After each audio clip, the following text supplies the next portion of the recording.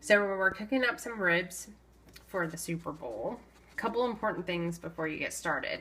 There's a very fine membrane that's on the back of the ribs that you need to take off. Now I've already done that. Mustard is a great rub, or great, instead of oil, it helps the spice stick to the meat, and it also helps tenderize the meat. So I like to rub mine in just kind of plain mustard. I promise you, you won't be able to taste it. And then this is our barbecue seasoning that I've mixed with some brown sugar. And so I'm just gonna rub the ribs with this and be very generous, because remember, there's not any salt in our spices, so you're not gonna over salt your meat. You're gonna rub it on both sides with the spice blend mixed with some brown sugar. And then you're gonna wrap it up in tin foil, and if possible, marinate it overnight in the refrigerator before you cook it.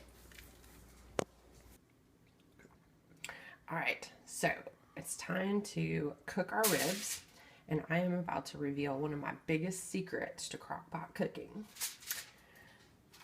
aluminum foil balls. So you take sheets of aluminum foil and roll them up into a ball, and you put them down at the bottom of the crock pot.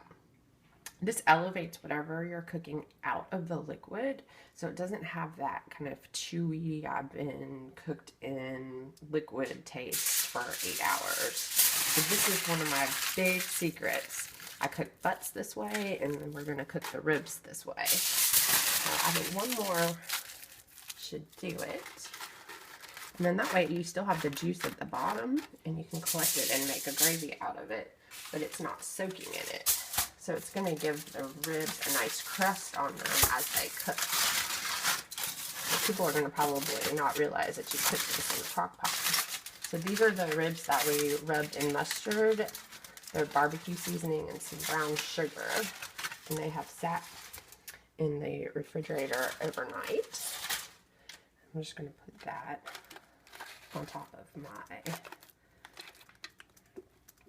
pile, and then I'm going to put the rest of the racks on there and cover it and cook it at low heat for 8 hours.